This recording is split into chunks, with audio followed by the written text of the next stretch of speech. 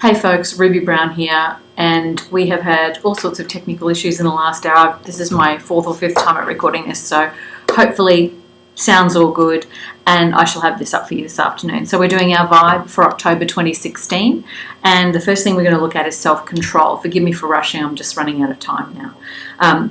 So the first thing we want to look at with control is self-control, self-management, self-understanding, self-awareness.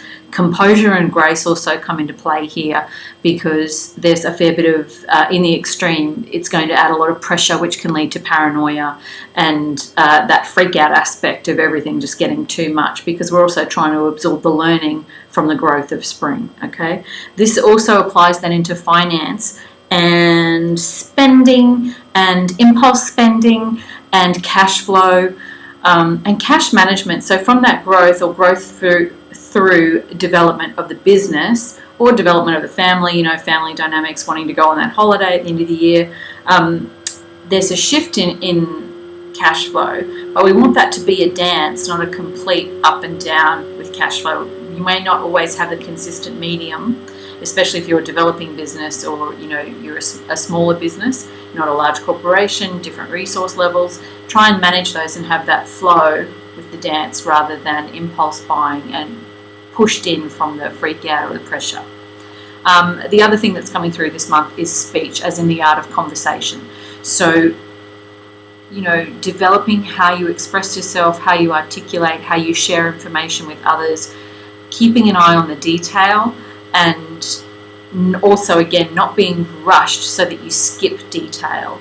You want to have not extraneous stuff in there, but relevant detail so that everybody's on the same page, so that if it's at a board meeting, everybody is understanding the momentum or the end goal. If it's within the family, so everybody's willing to pull their weight, or if it's in a relationship, so that you listen to each other, depending on what you've got going on. The next part of that leads into asking the right questions. So as we all know, we are the company we keep, but in that, are we asking the right questions of that company? So if that's your children, are you listening to what they're saying and asking questions based on what you're hearing or what you think they're saying? Are you saying to them, this is what I'm hearing you say, is that correct? Can you yes or no me, is that accurate? And listen to their feedback, because that is where the gold is, my friends. That is where you really connect with them and you can have an impact, and they hear what you're saying and then follow your actions.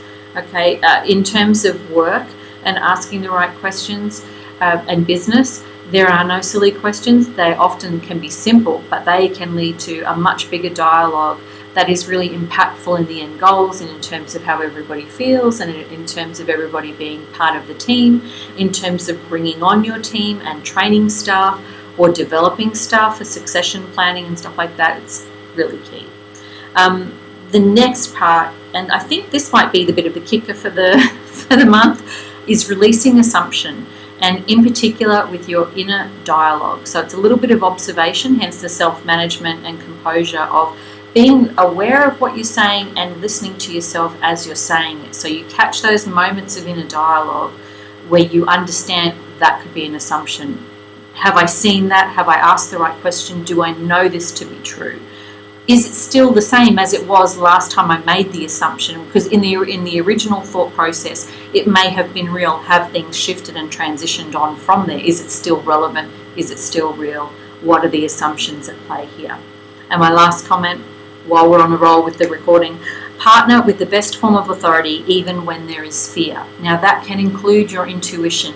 That can include listening to your children. That can include listening to the person in the office that you think has the best observation but the least experience. Gold can come from those conversations. Foster your conversations, internal and external, and the very best for you in October. I'll do another vibe in November. Until then, we're working diligently on creating our shop for 888. There are also some new artworks. If you check out the Facebook page, I've got a little photo up on Instagram of the new labels that landed and that we're currently unpacking. Of course, if you want to know about our services and how they can support you and your circumstances or your business site or your home, please go to rubybrown888.com. I so look forward to talking with you and working with you. Get in touch. We'll talk to you soon.